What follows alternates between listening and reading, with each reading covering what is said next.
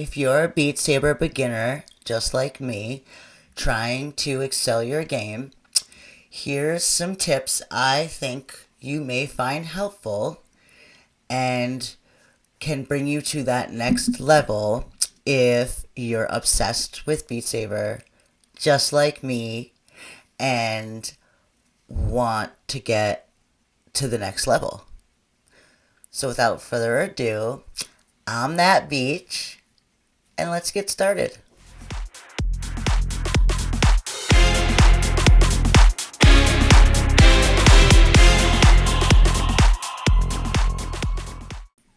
Why is it important to set your VR to stationary instead of a room scale?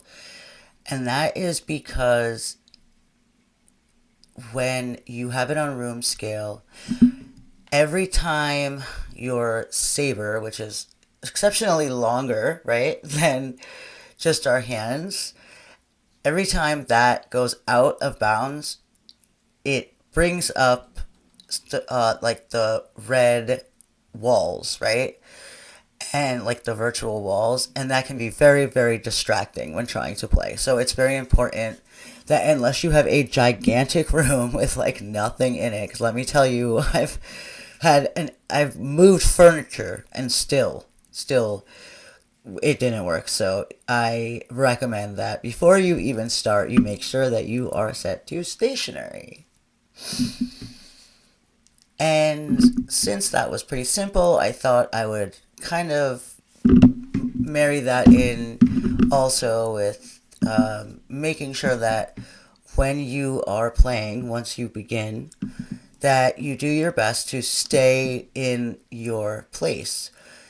If you look down at any point, you will see there should be feet somewhere. You want to stand as close to those feet and not get too out of whack.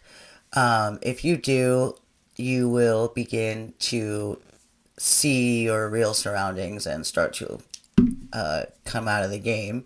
But that can be distracting. So it's just important to always try to maintain where you are and stay in place. I find that to be very helpful.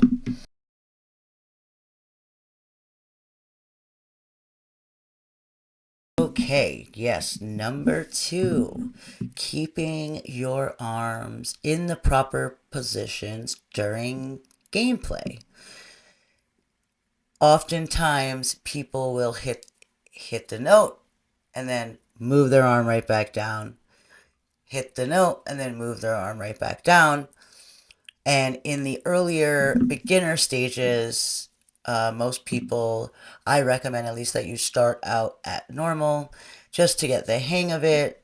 Easy, maybe if you are under the age of maybe 10. I know my 5-year-old she can get the easy down pretty easily, but we have more issues trying to fit the VR actually on her head. But anyways, yes, let's get back to it. So, proper arm positioning. What exactly does that mean, you ask? Well, when you are hitting the notes, when the square is coming at you and there is an arrow up, you want to keep that arm up because most likely the next note is going to be in the opposite direction, whether that be down or sometimes to the side. Now, in the more advanced levels, that sort of changes, and of course, there's always an exception to that rule, but for the most part, 99.9% of the time in this game, that is going to be a go-to because you will find, like I say, as these levels get harder, that you do not have time often to even think about what the next note is going to be because it gets insanely fast. And that is just the way it is. So I recommend highly that you take this piece of advice, if nothing else. or else you will just be getting nowhere and very tired. Lot even more tired than this game will make you. So yes, keeping your arms in the proper positions during gameplay is extremely important in advancing your Beat Saber game.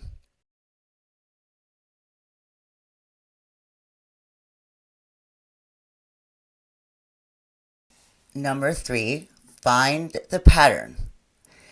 What do you mean? What do I mean by that? Do you ask? Well, what I mean by finding the pattern is that just like in a song, it's really just a pattern, right? So there'll be lyrics, 8 bars, then a hook or a chorus, and then they do some more bars, and then they do the chorus again, and then some more bars. Sometimes there's a bridge, then a chorus, then a little, whatever, the end. So the way that this game works, they use a pattern as well. So oftentimes there'll be something happening with the right arm. Be prepared that most likely right after you will have to do the same thing with your left arm. Sometimes it'll be in a series of both arms, but more than likely it is a pattern. So just be prepared. Finding the pattern as soon as possible will help you tremendously in furthering your game in Beat Saber and getting to these higher, harder levels, which can be really fun. And then maybe you can come and play me and have a blast, because you can pretty much find me at any time of day playing this game.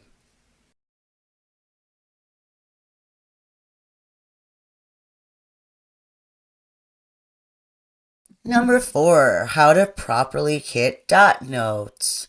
Those would be the squares that just have a dot, a white dot in the middle.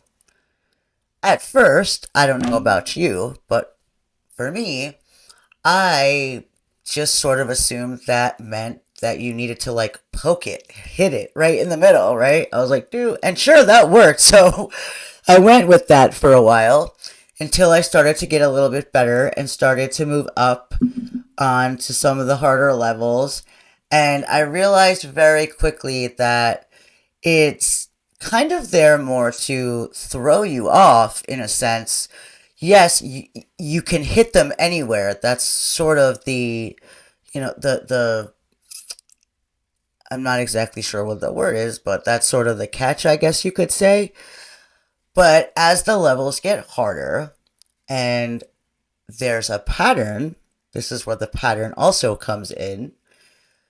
If you maintain that pattern, you will be fine. But if you just start wildly hitting those notes with the dots in the middle, you will find that that isn't going to work and you'll be all off count and off skew.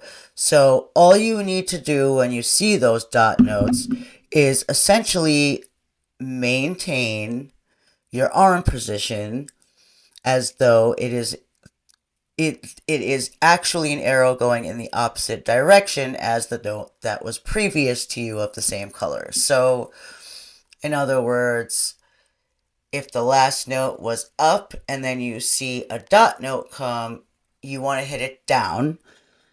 And if there's another dot after that in the same color, you want to hit that back up. And I can assure you that every time, as long as you properly maintain that pattern, that the next arrow will indeed be in the correct direction. And you will be off to the races on your way to getting your highest scores and excelling tremendously at this awesomely fun and addicting game.